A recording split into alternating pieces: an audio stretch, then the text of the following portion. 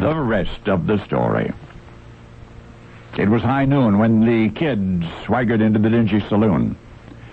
Oh, the barkeep knew him, as did the rest of the rough and raucous clientele. It was the outlaw's outlaw, a sidewinder whose path you'd best not cross, and Sam Garrett was about to cross it.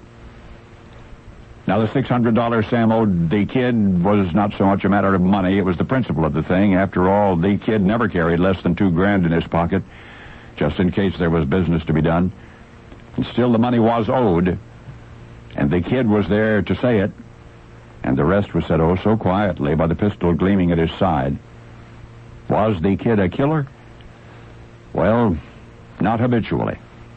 Despite the gaming house gunfight a dozen years previous, during which he'd shot dead bandit Hillary Brown, the sheriff had called that justifiable homicide, and maybe it was. But the townsfolk were not so sure today when the shouting match between the kid and the unarmed Sam Garrett spilled into the hot sun and outside the saloon, and the kid drew his gun and, using it as a bludgeon, bashed Garrett to the ground.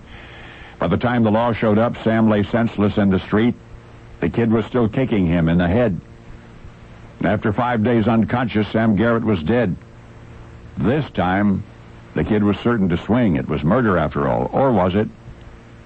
Because, you see, the eyewitnesses, well, they started changing their stories, and some just somehow disappeared, and even then the jury returned a verdict of second-degree murder, enough for life in prison, although the kid was out in 4 years. Some suspicious finagling, they say. And he's out there to this day. For the Wild West-sounding yarn that's just been spun, although according to the original testimony of those who saw it happen, a completely true one, was a tale from the Wild, Wild East. Happened high noon, April 20, 1966.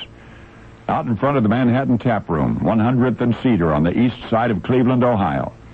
And the kid, the neighborhood tough guy with the unregistered .357 Magnum stuck in his belt, he was and is real also. Had a reputation even then as the biggest numbers racket banker in town. He grossed $15,000 a day on the poor people's lottery, some say. Now, you'll hear him tell it differently. And who are we to judge the old rustler's yarn? It's just that, well, you might not put the man you know in the scenes which you have just relived.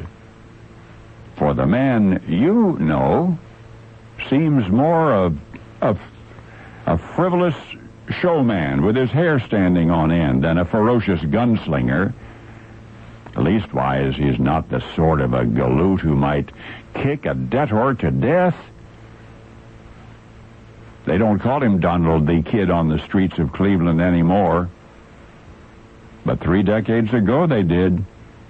And if only for a few minutes time traveling, you were among the incredulous onlookers watching the dance of death, never imagining that one day you'd see that rage-filled face smiling ringside, belying the barbarian past, a fast-talking fight promoter, Don King.